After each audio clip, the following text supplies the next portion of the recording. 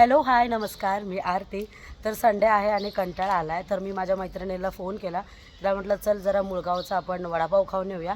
बदलापूरहून मुळगाव साईडला जाताना किंवा बदलापूर गाव मुरबाड साईडला जाताना सगळ्यात छान आणि अभिमानास्पद वाटणारी गोष्ट म्हणजे काय, छत्रपती शिवाजी महाराजांच्या पुतळ्याला नमस्कार करणं.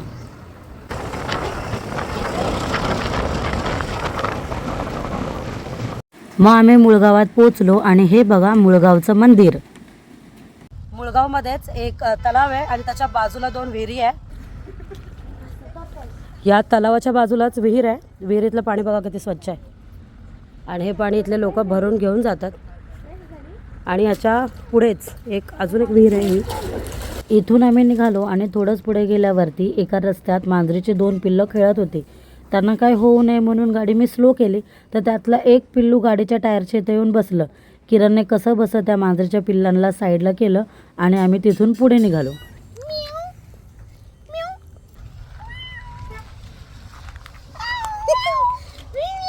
मग पुढे गेलो, गरमागरम वडापाव, थालीपीठ आणि गरमागरम असा चहा पिला.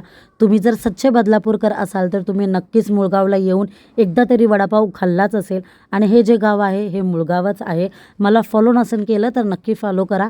भेटूया पुढच्या व्हिडिओमध्ये. बाय.